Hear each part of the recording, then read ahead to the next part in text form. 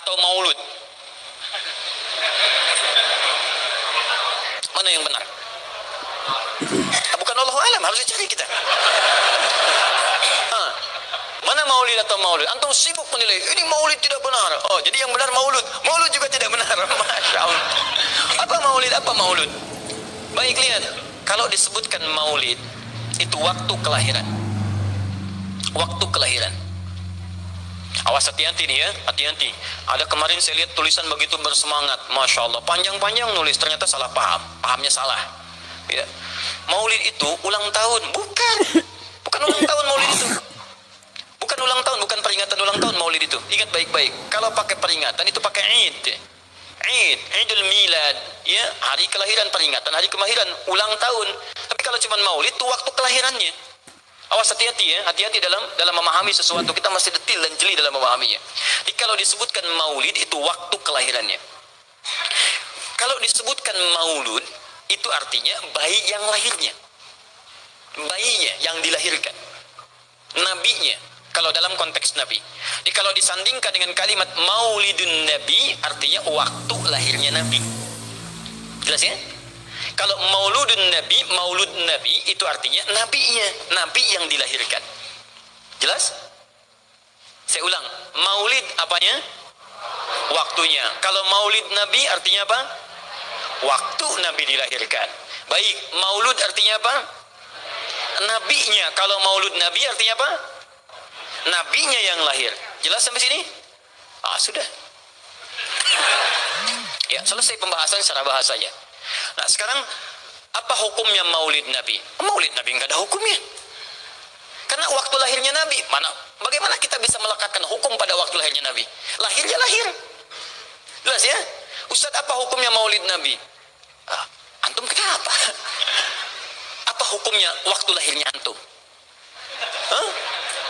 Antum lahir apa hukumnya? Kapan antum lahir? Ustaz, kapan antum lahir? 11 September. Apa hukumnya? Apa hukumnya? Apa hukumnya saya lahir? Lahirnya lahir. Jelas ya? Jadi kelahiran seseorang itu nggak ada hukumnya. Qadar Allah yang menjadikan dia terlahir, dan dengan kelahiran itu dia punya misi dalam kehidupan, mencari bekal untuk kembali kepada Allah Subhanahu wa taala. Jadi kalau bertanya hukum kelahiran seseorang, lahirnya lahir, nggak ada hukumnya di situ. Paham ya? Hukum itu terletak pada perbuatan seseorang, bukan pada kelahiran seseorang. Ketika dia berbuat dengan aspek kesadarannya, maka muncul hukum di situ. Awas, antum pun mesti belajar tentang hukum, jangan salah menyebutkan hukum. Hukum terletak pada perbuatan, bukan pada benda, dan bukan terletak pada waktu. Jadi ketika ada perbuatan melekat pada benda dan waktu itu, maka muncul hukum. Apa hukum gelas? Halo? Tidak ada hukumnya. Tapi kalau menyebutkan apa hukum gelas yang menampung kemudian barang yang haram yang digunakan gelas ini melakukan perbuatan haram, baru muncul haram. Apa hukumnya gelas yang digunakan untuk melempar orang lain? Haram hukumnya. Apa hukumnya gelas yang digunakan menampung air minum untuk diminum dalam keadaan yang sehat? Sunnah hukumnya. Jelas ya? Apa hukumnya golok?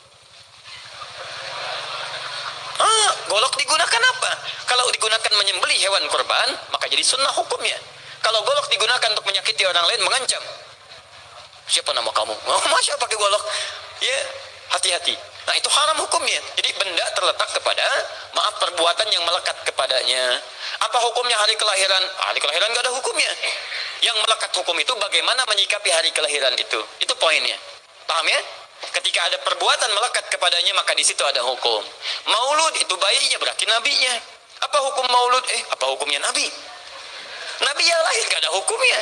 Jadi kalau anda menolak maulud dengan pengertian seperti ini, maka anda keluar dari Islam. Kalau dalam hukum seperti ini, saya menentang maulid Nabi, berarti anda menentang kelahiran Nabi sallallahu alaihi wasallam.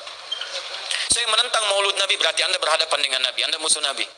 Jadi kalau anda dimaksudkan dengan kata maulud dan maulid, anda tidak bisa menentangnya, bisanya menerima. Saya menerima. Kenapa? Karena dalam pengertian bahasa, maulid itu artinya waktu kelahiran. Maulud artinya nabinya.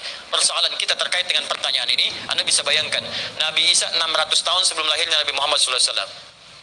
Perhatikan, ikutan bahagia dengan kelahiran Nabi.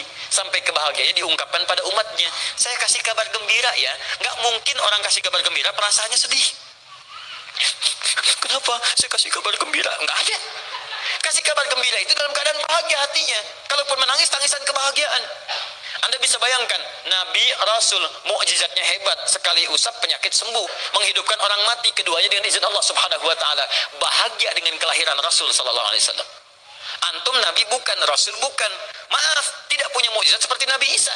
Mayat dipanggil-panggil enggak bangun, diusap penyakit makin sakit. Tuh, lalu antum tidak bahagia dengan kelahiran Nabi, antum siapa? Nabi Isa aja bahagia, masa antum bukan Nabi tidak bahagia? Dan hebatnya, ada orang bisa bahagia, nabinya belum lahir. Biasanya sifat bahagia dalam kelahiran itu setelah bayinya lahir, bukan sebelum lahir. Alhamdulillah, alhamdulillah. Akhi, kenapa antum? Alhamdulillah, saya punya anak laki-laki namanya Abdurrahman. Kapan? Nanti setelah menikah. Masya Allah. Nikah aja belum, kenapa bisa memberikan kabar gembira? Antum kenapa, akhi? Itu lihat, akhi boy tiba-tiba seperti itu. Orang bingung. Akan bubar pengajian kalau ustaznya begitu. Ya, jadi mustahil ada orang memberikan kabar gembira ketika bayinya belum lahir. Tapi kemuliaan Nabi Muhammad SAW menjadikan seorang Nabi Isa belum lahir, nabinya sudah merasakan gembira dan memberikan kebahagiaan pada umatnya. Kalau bukan Nabi Muhammad, mustahil. Ada kemuliaan tersendiri bagi Nabi Muhammad SAW. Setiap Rasul menantikannya.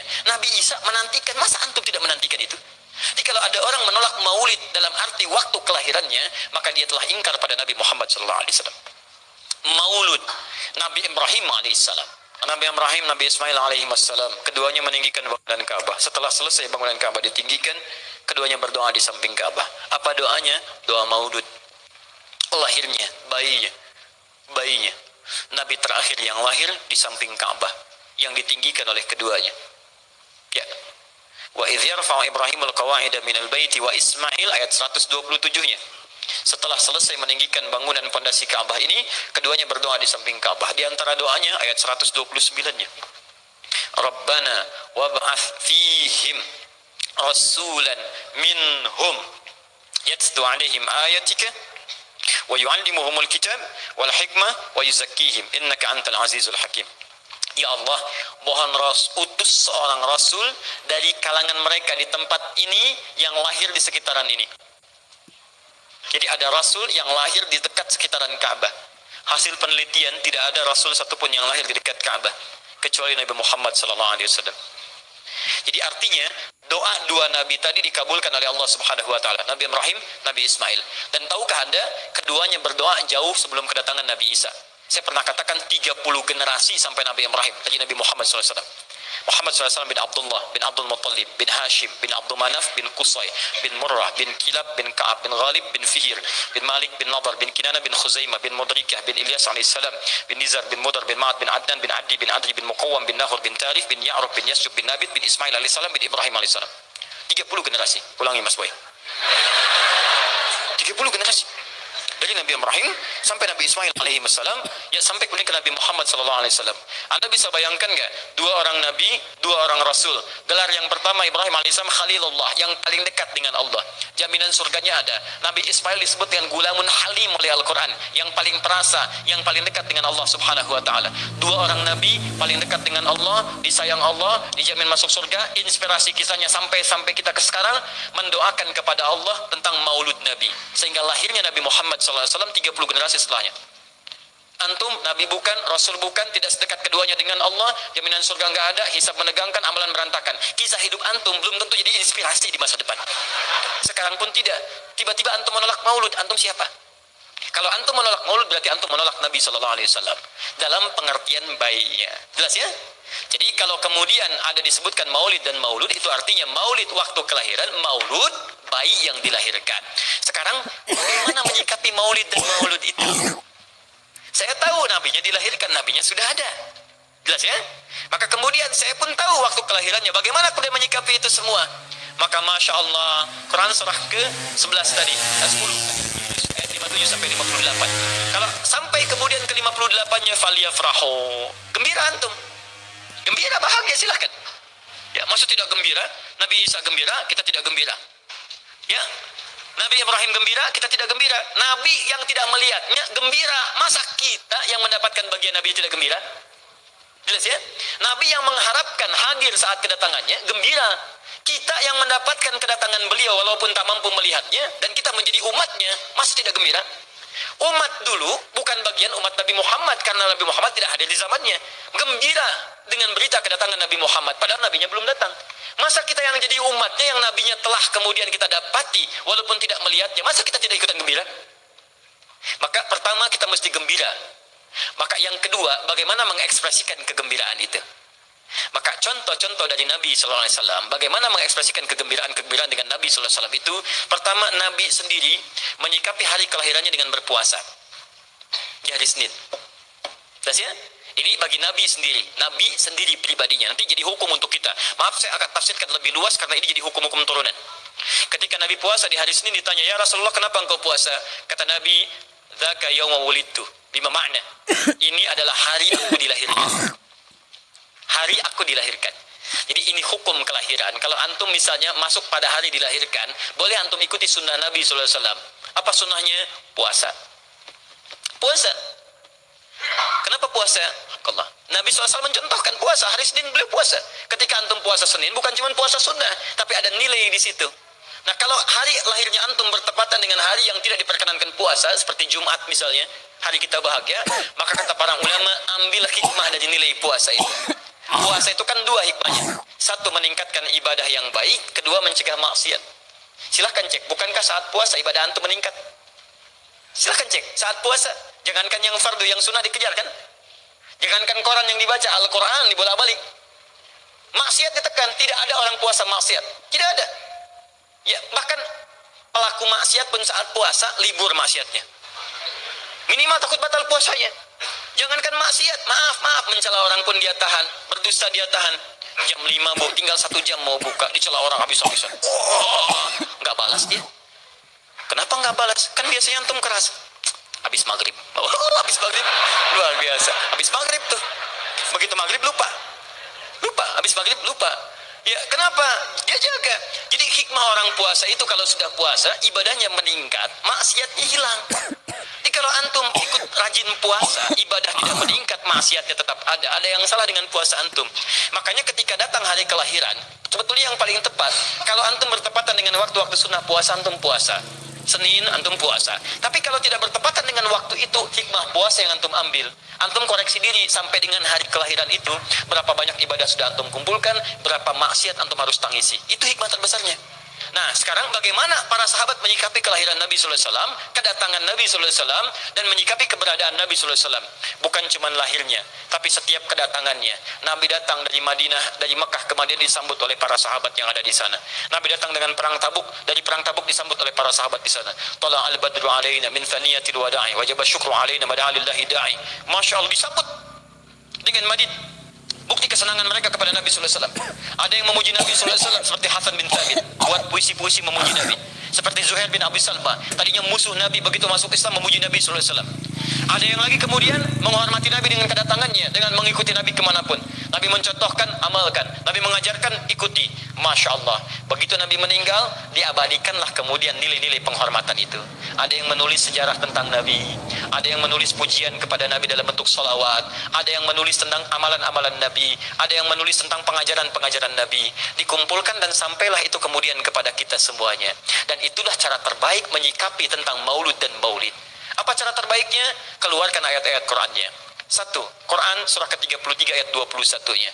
Laqad kana lakum fi Rasulillahi uswatun hasanah. Sungguh ada pada diri Nabi sallallahu alaihi wasallam suri teladan terbaik untuk kita. Maka jika antum misalnya hadir momentum kelahiran Nabi sallallahu alaihi wasallam, maaf, biasanya kalau ada momentum-momentum tertentu orang bersemangat untuk mengingatnya. Silahkan cek. Hari pahlawan, ingat para pahlawan.